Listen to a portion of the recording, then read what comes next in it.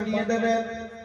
আমার অসংখ্য উম্মত, কোটি কোটি লক্ষ লক্ষ উম্মত কিয়ামতের দিন হাউজে কাউসার থেকে আমার হাতে তারা পানি পান করবে। একবার যারা কাউসারের পানি পান করবে, সারা জীবনের মতো আল্লাহ রাব্বুল আলামিন তাদেরকে তৃষ্ণা মুক্ত করে দেবে। দ্বিতীয় বাক্যে আল্লাহ রাব্বুল আলামিন তার হাবিবকে বলেন, ফাসাল্লি লিরাব্বিকা ওয়ানহার। হে আমার হাবিব, আপনার উম্মতকে আপনি বলুন তারা তাদের রবের জন্য যেন সালাত আদায় করে, নামাজ পড়ে এবং তারা যেন কুরবানি করে। আগে নামাজ পড়ে কুরবানি, আগে নামাজ পড়ে কুরবানি, আগে নামাজ।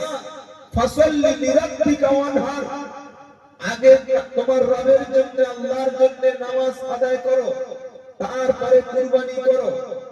আবার হযরত ইব্রাহিম আলাইহিস সালামকে আল্লাহ বলেন, ইব্রাহিম তুমি বলো, কুল ইন্না সালাতি ওয়া নুসুকি ওয়া মাহইয়ায়া ওয়া মামাতি লিল্লাহি রাব্বিল আলামিন।